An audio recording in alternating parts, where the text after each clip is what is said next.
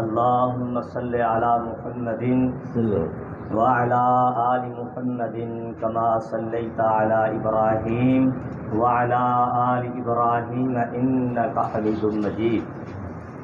اللهم بارك على محمد وعلى آل محمد كما باركت على إبراهيم وعلى آل إبراهيم إنك حميد مجيد.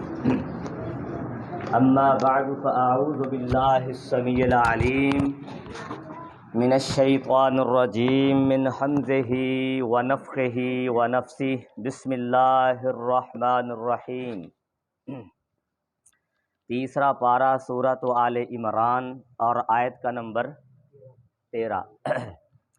قد کان لکم آیۃ فی فئتین التقطا فئۃ تقاتل فی سبیل اللہ وَأُخْرَى كَافِرَةٌ يَرَوْنَهُمْ مِثْلَيْهِمْ رَأْيَ الْعَيْنِ وَاللَّهُ يُؤَيِّدُ بِنَصْرِهِ مَن يَشَاءُ إِنَّ فِي ذَلِكَ لَعِبْرَةً لِأُولِي الْأَبْصَارِ. اللہ تعالیٰ کی حمد و ثنا کے بعد رحمت و سلامتی ہو آقا دو جہاں، پیغمبر آخر الزماں، شفیع المذنبین، رحمت للعالمین، سیدنا جناب محمد الرسول اللہ صلی اللہ علیہ وآلہ وصحبہ وسلم کی ذات مقدسہ پر. قد کان لکم آیۃ فی فئتین التقطا، یقیناً تمہارے لیے ان دو جماعتوں میں عظیم نشانی تھی جو ایک دوسرے کے مقابلے میں آئیں. قد کان لکم، تحقیق ہے تمہارے لیے، آیتن عظیم نشانی، فی فئتین ان دو جماعتوں میں، التقطا جو آپس میں کیا ہوئیں، آمنے سامنے ہوئیں. فئتن تقاتل فی سبیل اللہ، ایک جماعت تو لڑائی کر رہی تھی کس کے راستے میں؟ اللہ کے راستے میں. وَأُخْرَى كَافِرَةٌ، اور دوسری وہ کیا تھی؟ وہ کافر تھی. یرونہم مثلیہم رأی العین، یہ ان کو آنکھوں سے دیکھتے ہوئے اپنے سے دگنا دیکھ رہے تھے. واللہ یؤید بنصرہ من یشاء، اور اللہ جسے چاہتا ہے اپنی مدد کے ساتھ قوت بخشتا ہے.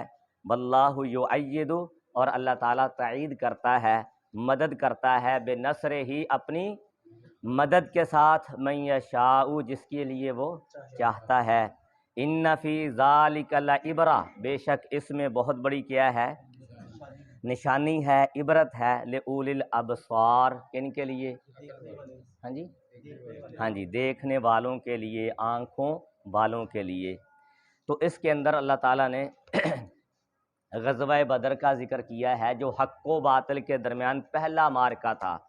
اور یہ کس سن میں ہوا ہے؟ کس سن ہجری میں ہوا ہے؟ یہ ہجرت کے دوسرے سال. کتنے سال؟ دوسرے سال، یعنی 2 ہجری میں یہ غزوہ بدر ہوا ہے جو حق و باطل کا سب سے پہلا معرکہ تھا. تو اس میں کفار کی تعداد وہ تقریباً 1000 تھی، اور مسلمانوں کی تعداد وہ 313 کے لگ بھگ تھی. اور 313 کی تعداد ہم نے کسی اور واقعہ میں بھی پڑھی ہے، جزاک اللہ، طالوت اور جالوت کا واقعہ جو ہم دوسرے سپارے کے آخر میں پڑھ آئے ہیں، اس کے اندر بھی یہی تھی. تو اب اللہ تعالیٰ نے مسلمانوں کی عظیم مدد فرمائی، جبکہ کفار کو اپنے مال کے اوپر اور جنگی سامان کے اوپر اور اپنی تعداد کے اوپر بڑا کیا تھا؟ مان تھا، بڑا فخر تھا. ادھر مسلمان 313 تھے، لیکن ان کا تمام تر معاملہ وہ کس کے سپرد تھا؟ وہ اللہ کے سپرد تھا. وہ دعا کے ساتھ اور اللہ کی مدد کے ساتھ اور وہ دعاؤں کے ساتھ اللہ تعالیٰ کے حضور سجدہ ریز اور دعائیں کر رہے تھے. تو آپ حضور اکرم صلی اللہ علیہ وسلم بھی اپنے خیمہ کے اندر بکثرت کیا مانگ رہے تھے؟ دعا مانگ رہے تھے. اتنی دعا مانگی، اس کا مطلب یہ ہوا اگر سب کچھ ہو تب بھی، اگر نہ کچھ ہو تب بھی اپنا تعلق کس کے ساتھ قائم کر لیں؟ اللہ کے ساتھ قائم کر لیں. یہ جو جنگیں ہیں یہ کیا کہتے ہیں بہادروں کے ساتھ یا وہ تعداد کے ساتھ یا جنگی سامان کے ساتھ یہ کامیابی نہیں ہوتی، بلکہ کامیابی ہوتی ہے جب اللہ کے اوپر کیا کر لیا جائے، اعتماد، توکل اور بھروسہ کر لیا جائے۔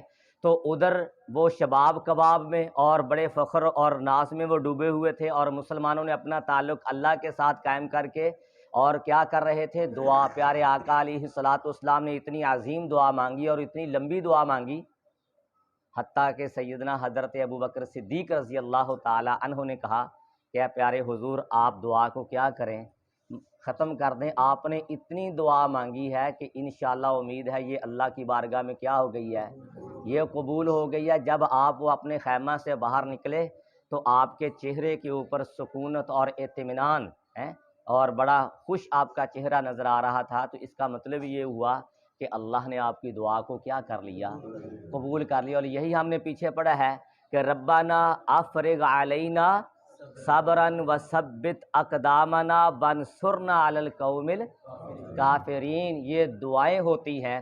تو بہرحال ان مشرکوں نے، ان کفار نے کیا کیا کہ سب سے پہلے بدر کے اندر پڑاؤ کر لیا۔